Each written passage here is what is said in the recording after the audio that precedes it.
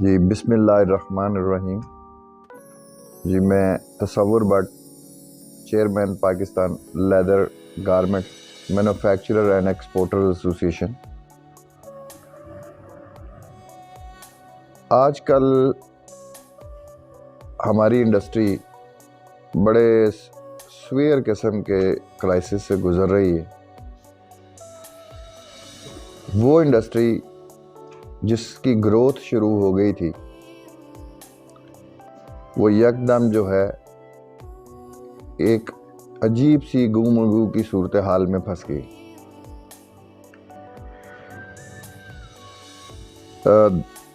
2021 financial year 2022 financial year 21-22 इसमें हमारा जो टोटल लेदर सेक्टर है उसने $870 मिलियन की एक्सपोर्ट्स की। ये एक्सपोर्ट फिगर जो है ये 1 जुलाई 2021 से लेके मई 2022 तक की है। इसमें ग्लव्स, फुटवियर और गारमेंट की एक्सपोर्ट जो है वो $678.991 मिलियन।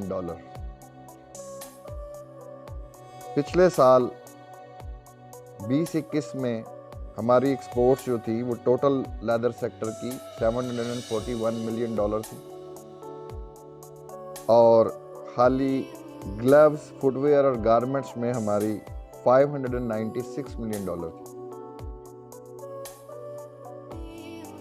जो ग्लव्स, फुटवेयर एंड गारमेंट्स का जो सेक्टर है इसमें 14% इंक्रीज था और टोटल ओवरऑल जो हमारा लेदर सेक्टर है इंक्लूडिंग स्किन्स एंड हाइड उसमें 17.37% जो है वो इंक्रीज था हमारे लेदर सेक्टर में।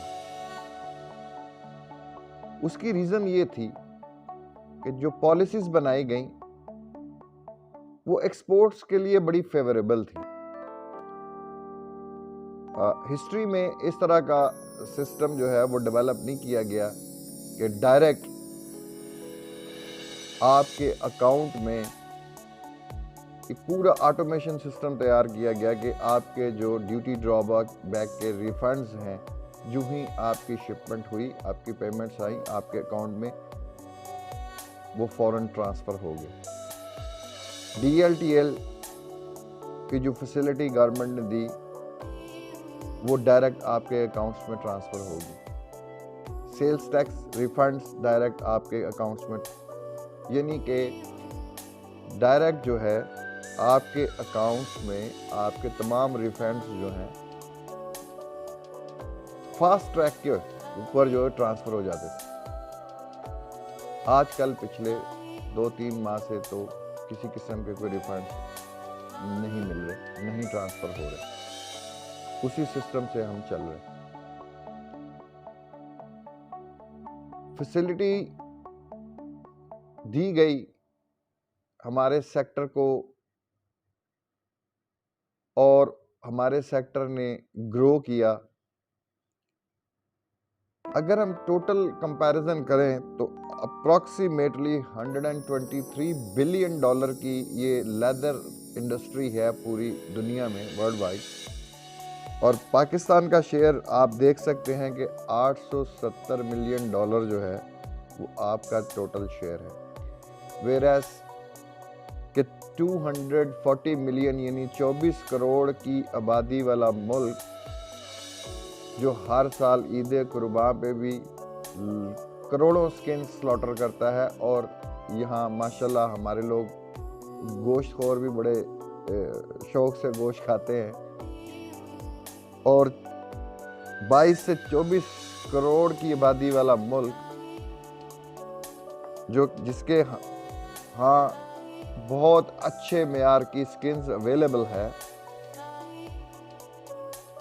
उसका शेयर सिर्फ $870 मिलियन है। $123 मिलियन की इंडस्ट्री में सिर्फ $870 मिलियन है और वो भी अभी हम यहाँ इस फिगर तक पहुंचे। तो आप एक्सपोर्ट बढ़ाने की बात करते हैं तो सबसे पहले जो एक्सपोर्ट्स के बढ़ाने के रास्ते में बैरियर्स हैं उनको तो दूर करें। आप हमें थपकी देंगे तो हम आगे बढ़ेंगे, आप बैरियर्स लगाएंगे तो हम आगे कैसे बढ़ सकते हैं? फिर आपके साथ आपके रीजनल कंपेटिटर्स भी हैं, जिसमें इंडिया है, जिसमें बांग्लादेश है, फिर चाइना है, फिर टर्की है। एक वक्त था कि इंडियन लेदर सेक्टर को कोई पूछता नहीं था। आज वो वक्त है कि $6 बिलियन की उनकी ये इंडस्ट्री है और उनकी डोमेस्टिक ग्रोथ भी बहुत ज़्यादा है। रीज़न कि उनकी गवर्नमेंट ने उनको बुलवाया। सबसे पहले अगर आप एक्सपोर्ट एनहांस करना चाहते हैं तो सेक्टोरल जो काउंसिल्स हैं वो बनाएं। सेक्टोरल काउंसिल्स को जो है आप बुलाएं, सेक्टर वाइज लोगों को बुलाएं। कॉमर्स मिनिस्ट्री सेक्टर वाइज लोगों को बुलाए, उनकी प्रपोजल्स लें उनसे कि किस तरह एक्सपोर्ट को एनहांस किया जा सकता है। कि अपनी जो प्रपोजल्स हैं वो हमें पहले दें। आप 10 रोज पहले, 15 रोज पहले वो प्रपोजल्स सारी ले लें और उसमें आप तमाम मिनिस्ट्रीज को जो है इन्वॉल्व करें, उनसे उनका इनपुट लें। फाइनेंस मिनिस्ट्री से पूछें, लॉ मिनिस्ट्री से पूछें, कॉमर्स मिनिस्ट्री उस पर स्टडी करें। फिर उस सेक्टर को बुलाएं। 10 दिन बाद, 15 दिन बाद, 20 दिन बाद पूरा स्टडी करने के बाद जो चीज़ें पॉसिबल हैं वो उस सेक्टर को एक पूरा दिन दें। ये नहीं कि आधे घंटे की मीटिंग, 1 घंटे की मीटिंग या 2 घंटे की मीटिंग, उसमें आप कितने पॉइंट्स डिस्कस कर सकते हैं। अगर आप एक्सपोर्ट बढ़ाने में इंटरेस्टेड हैं तो सेक्टर वाइज हर सेक्टर को, टेक्सटाइल सेक्टर को, होजरी सेक्टर को, निटिंग, ये वो, सर्जिकल, स्पोर्ट्स वेयर सेक्टर को, लेदर सेक्टर को, तमाम सेक्टर्स को जो जो एक्सपोर्ट्स में इन्वॉल्व हैं, आप सेक्टर वाइज लोगों को बुलाएं और उनको प्रॉपर टाइम दें कि वो बैठ के आपको अपने प्रॉब्लम्स और सजेशन दें कि ये ट्रैक हम इस्तेमाल करें, ये ट्रैक हमें दिया जाए तो हम आपको इतनी एक्सपोर्ट एनहांस करके दे सकते हैं। और ये पॉसिबल है, ये मुमकिन है, इस 24 करोड़ की आबादी वाले मुल्क में मुमकिन है। अनफॉर्चुनेटली हमने हमेशा एक्सपोर्ट बढ़ाने की बात की है, लेकिन उसके लिए हमने पैरामीटर्स जो हैं वो तय नहीं किए। सी पैक हमारे पास है।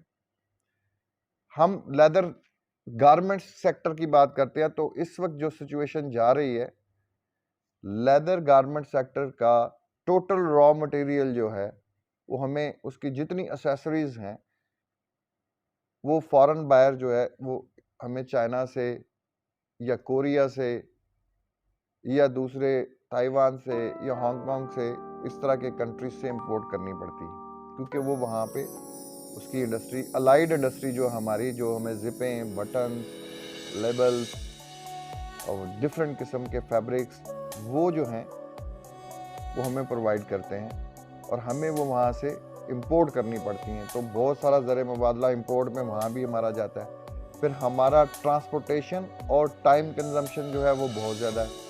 हमारे पास हार्डली 90 से 120 डेज़ का डिलीवरी टाइम होता है। उसमें हमें वो सारी ट्रांसपोर्टेशन, चाइना से जो है सारा मटेरियल इधर लेकर आना, फिर इनको डॉलर्स में पेमेंट करनी, तो ये एक बड़ा हेक्टिक प्रोसेस है जिससे हमें गुजरना पड़ता है। अगर हम सेक्टर वाइज लोगों को बुलवाएं, वो हम लिस्ट अप करें कि जी कौन कौन से प्रोडक्ट्स जो हैं वो आप इंपोर्ट करते हैं अपनी गारमेंट के अंदर, कौन कौन से कंपोनेंट्स हैं जो आप चाइना से इंपोर्ट करने पड़ते हैं आपको, उसकी एक फिजिबिलिटी तैयार की जाए। क्योंकि जिसने भी यहाँ आना है या इंडस्ट्री लगानी है उसने कंजम्पशन सबसे पहले देखनी है। तो हमारे पास माशाल्लाह टेक्सटाइल में भी रेडीमेड गारमेंट्स का बहुत बड़ा काम है। हमारे पास स्पोर्ट्स वियर इंडस्ट्री बहुत बड़ी है। हमारे पास leather motor bike and Cordura fabric motor bike की बहुत बड़ी इंडस्ट्री है। तो कंजम्पशन मौजूद है।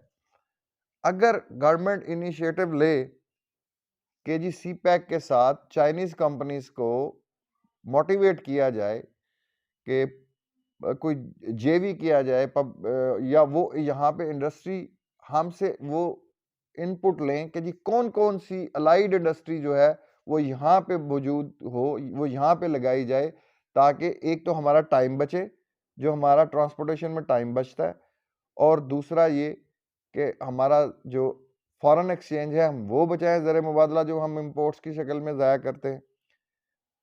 तो हम डिलीवरी में भी एफिशिएंट हो जाएंगे, हम डेवलपमेंट में भी एफिशिएंट हो जाएंगे, और हमें अपना जो फॉरेन एक्सचेंज है वो भी हम सेव कर सकेंगे। तो इसलिए sector wise ministry of commerce को बुलाना चाहिए और फिर उस कंपोनेंट के ऊपर, उन प्रोडक्ट्स के ऊपर जो है वो वर्क किया जाए कि कौन कौन सी अलाइड इंडस्ट्री जो है हमारे सेक्टर के साथ है, जिसको हम यहाँ पे वो इंडस्ट्री को डेवलप करें, चाइना के साथ मिलके वो यहाँ बनाएं, हमें यहाँ से वो प्रोडक्ट्स मिलें। एक ये बड़ा इम्पोर्टेंट है और ये हो सकता है। दूसरा सबसे बड़ी प्रॉब्लम है हमारे सेक्टर में कि पूरे पाकिस्तान में सिर्फ 2 ही लेदर इंस्टीट्यूट्स हैं, एक कराची में, एक गुजरावाला में। वो कराची वाला ऑलमोस्ट बंद पड़ा हुआ है और निल्ट जो जिल्ड है गुजरावाला वाला, वो 40 साल पुराना करिकुलम और वो 40 साल पुरानी जो है वो मशीनरी उसी पे बच्चों को सिखाया जा रहा है, जो कि इंतहाई नाइंसाफ़ी है। हमारा रीजनल कंपेटिटर जो है इंडिया और बांग्लादेश और चाइना, इंडिया में 3 इयर्स लेदर टेक्नीशियन डिप्लोमा है, BTech है, MTech है और PhD तक वो लोग करवा रहे हैं लेदर टेक्नीशियंस। अब आप ये देखें कि जो MTech, BTech या PhD लेदर टेक्नीशियन होगा उसकी डेवलपमेंट कैसी होगी। हमारे यहाँ सिर्फ आज तक 3 साल का डिप्लोमा है और 40 साल 30 साल पुराना करिकुलम उसमें चल रहा है और पुरानी मशीनरी पे काम हो रहा है। तो हमारे पास माशाल्लाह सियालकोट में टैनरी जोन बन रहा है, जो कि बहुत बड़ी काविश है, बहुत अच्छा कदम है। बेशक कि वो बड़े सुस्त रवि का शिकार है, फंड्स दिए नहीं जाते प्रॉपरली टाइम पर और वो वाइबिलिटी नहीं रहती वो प्रोजेक्ट की, वो महंगा इतना हो जाता है टोटल फंड्स मिलने तक। अगर फंड्स टाइमली डिस्पर्स कर दिए जाएं तो वो प्रोजेक्ट जो है वो फ़ौरन कंप्लीट हो जाए। तो मेरी पहले भी मैंने मुख्तलिफ फोरम्स पे ये सजेशन दी, क्योंकि मैं क्रिटिसाइज़ नहीं करना चाहता, मैं सजेस्ट करना चाहता हूँ, इसका सोल्यूशन देना चाहता हूँ कि अगर हमने कम्पीट करना है तो ये जो लैक ऑफ एजुकेशन है, सबसे पहले हमें अपने टेक्नीशियंस को एजुकेट करना पड़ेगा कि दुनिया में क्या टेक्नोलॉजी चल रही है, जिसकी वजह से हमारी $870 मिलियन की और लोग $123 बिलियन पे काम कर रहे हैं। तो जब तक हम उस स्टैंडर्ड को मेंटेन नहीं करेंगे, कोई बड़ा ब्रांड हमारे कंट्री में नहीं आएगा। हमारे पास जो भी ब्रांड्स आते हैं वो लो प्राइस के ऊपर, लो मीडियम प्राइसेस वाले आते हैं, कोई वेल नोन ब्रांड तो हमारे पास आता ही नहीं है। तो ये ज़रूरी है कि हम फौरी तौर पे इस सेक्टर के ऊपर तवज्जो दें और फिल फॉर एक state of the art leather technology centre जो है सियालकोट टैनरी जोन के अंदर डेवलप करें। उसमें latest state of the art नई मशीनरीज लेकर आएँ, ताकि स्टूडेंट्स, क्योंकि ये प्रैक्टिकल काम भी है, थ्योरेटिकल काम भी है, तो थ्योरी के साथ साथ प्रैक्टिकली वो उन मशीनों के ऊपर काम करें और जब वो वहाँ से अपनी डिग्री लेके या डिप्लोमा लेके निकलें तो पता चले कि एक वेल एक्सपीरियंस जो बच्चा है, टेक्नीशियन जो है वो वहाँ से निकला है और उसका एडवांटेज जो है वो इंडस्ट्री को होगा और उसको कॉमन फैसिलिटी सेंटर बना दे, क्योंकि वो टैनरी जोन के अंदर है। अब हर टैनरी वाला तमाम मशीनें तो नहीं लगा सकता और ये गवर्नमेंट लेवल पे होने वाले काम है, ये कोई प्राइवेट सेक्टर के बस का काम नहीं है कि वो इतने बड़े प्रोजेक्ट्स लगा के जो है लोगों को जो है फैसिलिटेट करे, ये गवर्नमेंट के करने वाले काम है। तो आप एक स्टेट ऑफ द आर्ट जो लेदर टेक्नोलॉजी सेंटर है वह सियालकोट टैनरी जोन के अंदर लगाएं और टैनरी जोन को जितनी जल्दी मुमकिन है उसको कंप्लीट किया जाए, उसको ऑपरेशनल किया जाए, उसके तमाम फंड्स को रिलीज किया जाए, क्योंकि आगे LWG की तलवार हमारे ऊपर लटक रही है।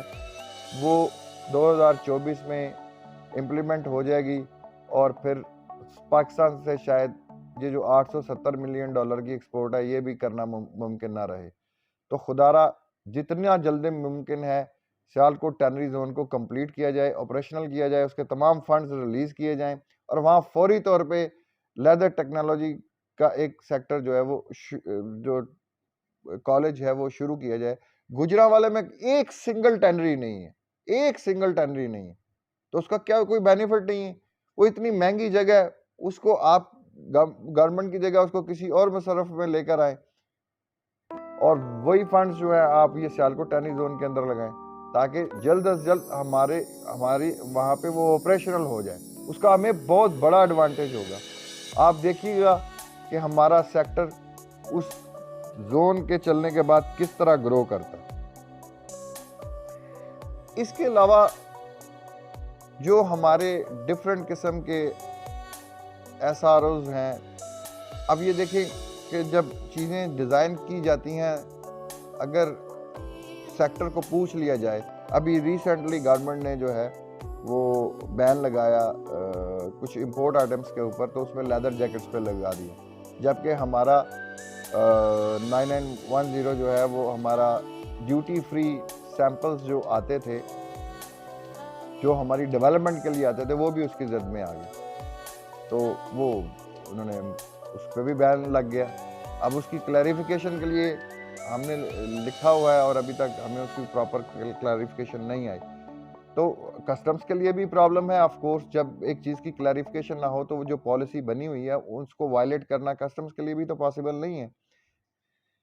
हालांकि इस पे कोई शक नहीं है कि एक्सपोर्ट्स में जो है कस्टम डिपार्टमेंट हर तरीके से ये हमें फैसिलिटेट करते हैं और अच्छी से अच्छी पॉलिसी बनाई जाती है और हर तरीके से जिस तरह हम चाहते हैं वो हमें टाइम प्रॉपर दिया जाता है और फैसिलिटेशन दी जाती है। एक तो ये बहुत बड़ा मैटर है जिसको फिल फॉर रिजॉल्व होना चाहिए। और इसके अलावा जो हमारी एक अभी लेदर काउंसिल बनी है, तो वो उसको फिर वही एक एडवाइजरी काउंसिल के तौर पे बना दिया गया है। मैं उस काउंसिल का मेंबर भी हूं और अगर एडवाइजरी काउंसिल ही बनानी थी तो फिर एसोसिएशंस तो काम कर रही हैं और बेहतर काम कर रही हैं, तो एडवाइजरी काउंसिल की बजाय इसको एक इंडिपेंडेंट जो है काउंसिल हो जिसके फैसले जो हैं इम्प्लीमेंट किए जाएं और जिसके फैसले वो एक ऑटोनोमस बॉडी होनी चाहिए।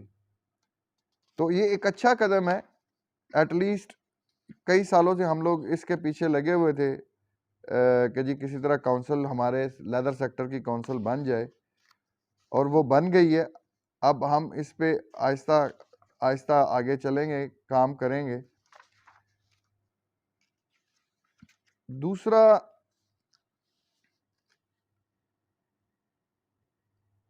हमारी जो लेबर है उसकी शॉर्टेज बहुत होती जा रही है और उसकी शॉर्टेज के हवाले से काफ़ी सारे ट्रेनिंग प्रोग्राम्स जो हैं हुकूमत ने शुरू किए और उसमें फ़वाइद भी हासिल हुए। मैं टैफ्टा का सियालकोट रीजन का और नारोवाल पसरूर का प्रेसिडेंट भी हूँ बॉम का। तो बहुत सारे ऐसे कोर्सेज और ऐसे मैटर्स हैं जो हमारे सियालकोट की इंडस्ट्री से रिलेट ही नहीं करते। तो मैं समझता हूँ कि पंजाब हुकूमत को सियालकोट सेक्टर पे ख़ास फोकस करना चाहिए क्योंकि ये सारा शहरी एक्सपोर्ट ओरिएंटेड है। बल्कि मैं तो यहाँ तक कहूँगा कि पूरे सिटी को ही एक्सपोर्ट सिटी जोन जो है करार दे दें और इसको डिफरेंट वे से ट्रीट करें। ये वो शहर है जिसने अब खुद एयरपोर्ट बनाया, जिसने ड्राई पोर्ट बनाया, आपके सामने बेशुमार सड़कें बनाई, इस शहर में बेशुमार काम किए। तो इस शहर में बड़ा पोटेंशियल है।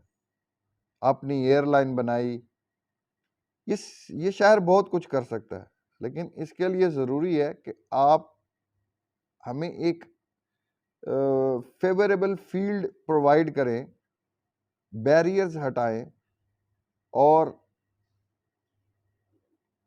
ताकि हम लोग बेहतर से बेहतर डेवलपमेंट कर सकें।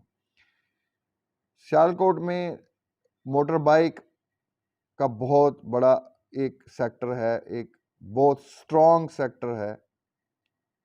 उसके लिए कोई हमारे पास लैब नहीं है। हमारे लोगों को जो है बाहर डिफरेंट कंट्रीज़ में इतने वो महंगे चार्जेस हैं उसके, जो CE मार्किंग के लिए उनको भेजना पड़ता है वहाँ पे और अप्रूवल करवानी पड़ती है अपने प्रोडक्ट की। तो वो हर एक्सपोर्टर के बस की बात नहीं है। तो इस पे फोकस करना बड़ा ज़रूरी है। एक बहुत स्ट्रॉन्ग इंडस्ट्री है, बहुत स्ट्रॉन्ग। आप बिलीव करें, अगर CE मार्किंग जो है गवर्नमेंट यहाँ पे कोई एक्रीडेशन करवा दे या कोई लैब यहाँ पे इस्टेब्लिश करवा ले या इसमें कोई सब्सिडाइज कर दें एक्सपोर्टर्स को, कोई भी उनको किसी तरीके से फैसिलिटेट करे, तो ये इंडस्ट्री, मैं डबल नहीं कहता, मैं कहता हूँ 5 टाइम्स ये इंडस्ट्री जो है आपको एक्सपोर्ट करके दे सकती है। इतना पोटेंशियल है, क्योंकि इसमें बेशुमार कंपोनेंट्स है। इसमें सिर्फ जैकेट्स नहीं है, इसमें बेशुमार कंपोनेंट्स हैं। इससे बेशुमार एम्प्लॉयमेंट पैदा होगी। इस पे फोकस करना बड़ा ज़रूरी है। और दूसरी बात ये, जैसे हमारी लेदर टैनिंग है, उसके जो कॉस्ट ऑफ प्रोडक्शन है वो बहुत बढ़ गई है हमारी। आप फ्यूल की हालत देख लें, आप इस वक्त लोड शेडिंग की हालत देख लें। 4 टाइम्स लोगों की जो है लोड शेडिंग की वजह से जो जनरेटर्स चला के हम लोगों को जो काम करना पड़ रहा है, उससे कॉस्ट बढ़ रही है। हमारी ट्रांसपोर्टेशन, जो हम अपनी लेबर को ट्रांसपोर्ट करके लेके आते हैं, उसकी कॉस्ट बढ़ रही है। आपकी जो लेबर की कॉस्ट बढ़ रही है, उनकी सैलरीज, उनके अखराजात हमारी फैक्ट्रीज के जो हैं वो ड्रास्टिकली जो है वो बढ़ गए हैं। तो कॉस्ट ऑफ प्रोडक्शन तो हमारी बहुत ज़्यादा बढ़ गई, और हमने compete तो अपने रीजनल कंपेटिटर्स से ही करना है ना। तो फॉरेन बायर्स को जहाँ से चीज़ कंपेटिटिव और बेहतर और ऑन टाइम डिलीवरी मिलेगी, वो तो वहीं जाएगा। अगर हमारे पास ना गैस है, ना बिजली है, पेट्रोल है, तो वो महंगा है। अब हमने किस पे चलाना है? हर कोई जो है वो सोलर पे कैसे चलाएगा? अपनी लेबर को ट्रांसपोर्ट जो आपने प्रोवाइड करनी है, वो सोलर पे तो नहीं हम ट्रांसफर कर सकते। जो उनके सैलरीज हैं या जो उनकी जो अदर एक्सपेंसेस हैं, जो यूटिलिटी एक्सपेंसेस हैं, ये जो हमारे ऑपरेशनल एक्सपेंसेस हैं, जब हमारी कॉस्ट ऑफ प्रोडक्शन ही बढ़ जाएगी तो हम कहाँ बेचेंगे, किसको बेचेंगे? इसीलिए मैं कहता हूँ कि सेक्टोरल काउंसिल्स बनाएं, सेक्टर वाइज मिनिस्ट्रीज जो है वो हमें बुलवाएं, हमारी फरियाद सुने, हमें सुने। हम आपको एक्सपोर्ट बढ़ा के दे सकते हैं, हम आपको डॉलर्स दे सकते हैं। आप हमारी बात तो सुने, हमारे रास्ते के बैरियर्स खत्म करें। आपको या फॉरेन जो कंपनी है, जो प्रोड्यूसर है केमिकल का, वो कभी भी आपके मुल्क में आके इंडस्ट्री नहीं लगाएगा। देखें इंडिया ने क्या किया। इंडिया जब हमारा उनसे ट्रेड हो रहा था तो बेशुमार डाइज वहाँ से आते थे, डाइज स्टफ वहाँ से आ रहा था। क्यों? उन्होंने कंजम्पशन अपनी बढ़ाई, डोमेस्टिक कंजम्पशन उनकी बढ़ी, उनकी एक्सपोर्ट बढ़ी। उन्होंने जितने भी यूरोपियन या जर्मन सबसे ज़्यादा आगे हैं इसमें, उन केमिकल कंपनीज को कहा जी हमारे कंट्री में आके जो है वो आप लोग जो है इंडस्ट्री लगाएं, यहाँ केमिकल प्रोड्यूस करें। तो उनकी ट्रांसपोर्टेशन भी बच गई, उनका जो है वो प्रोडक्ट भी उन्हीं के मुल्क में तैयार होनी शुरू हो गई और उनको लोकली चीज़ें अवेलेबल शुरू होगी, एम्प्लॉयमेंट बढ़ गई, उनका जो है इंपोर्ट बिल रिड्यूस हो गया। तो जब तक हम इस तरह के जो है स्टेप्स नहीं लेंगे, जो फॉरेन मैन्युफैक्चरर्स हैं, केमिकल मैन्युफैक्चरर्स हैं या अदर जो अलाइड इंडस्ट्री से रिलेटेड मैन्युफैक्चरर्स हैं, उनको पाकिस्तान के अंदर हम उनको कन्विंस नहीं करेंगे या उनको फैसिलिटेट नहीं करेंगे कि वो यहाँ आएँ और यहाँ इंडस्ट्री लगाएं, ताकि हमें एक्सपोर्ट्स के लिए जो है हमें रॉ मटेरियल यहाँ अवेलेबल हो। इस वक्त तो हमारा सबसे बड़ा प्रॉब्लम ये है कि हमारी जो एक्सपोर्ट इंडस्ट्री है उसकी डिपेंडेंस इंपोर्ट के बेस है, वो सारी इंपोर्ट बेस है। इन अदर सेंस हम तो सर्विसेज प्रोवाइड कर रहे हैं, हम तो सर्विस प्रोवाइडर हैं। जब हमें सारा रॉ मटेरियल बाहर से इंपोर्ट करके यहाँ पे सिर्फ प्रोडक्शन ही करनी है, और वो भी बगैर बिजली के, बगैर गैस से, और महंगी बिजली से, महंगी हर चीज़ की जो प्राइस है वो महंगी है। जब हम वायबल ही नहीं रहेंगे तो कौन आएगा यहाँ पे? तो ये इसको बड़ा सीरियसली देखने वाला है एक्सपोर्ट सेक्टर को, और बेशुमार चीज़ें हैं जो मैं कहना चाहता हूँ, करना चाहता हूँ। उसके लिए तो मैं पूरा दिन भी लगा रहा हूँ तो वो ख़त्म नहीं होती। इतने मसाइल हैं, इतने प्रॉब्लम्स हैं, और इतनी लंबी वीडियो कौन सुनेगा, ये भी मसाइल हैं। तो मैं इसको इसीलिए कहता हूँ कि कॉमर्स मिनिस्ट्री को सेक्टर वाइज बुलवा के, अपने साथ बैठा के सेक्टर के तमाम मसाइल को सुनना चाहिए, उनको एड्रेस करना चाहिए, उसके बैरियर हटाने चाहिए। आपकी एक्सपोर्ट बढ़ जाएगी इंशाल्लाह। बहुत बड़ी जो है इंडस्ट्री है ये। बैग्स आपके सामने हैं, पूरी दुनिया में बैग्स का बिजनेस, आप उसके टर्नओवर देखें, इट्स फिनोमिनल। आप उनकी देखें कि दुनिया में कितने कितने महंगे बैग्स जो हैं वो सेल होते हैं। चाइना बना रहा है, इंडिया बना रहा है, हम क्या बना रहे हैं? इतनी बड़ी इंडस्ट्री है, शूज की इतनी बड़ी इंडस्ट्री है, गारमेंट की इतनी बड़ी इंडस्ट्री है, ग्लव्स की इतनी बड़ी इंडस्ट्री। इसमें हमारा शेयर $10 बिलियन लेना या $15 बिलियन लेना कोई माने ही नहीं रखता। इतनी बड़ी इंडस्ट्री है। तो ये हो सकता है, ये पॉसिबल है, लेकिन इसके लिए काम करना पड़ेगा सिंसियरली, ऑनेस्टली। तो सब कुछ हो सकता है, सारे रास्ते निकल आएंगे। बहुत बहुत शुक्रिया। पाकिस्तान जिंदाबाद।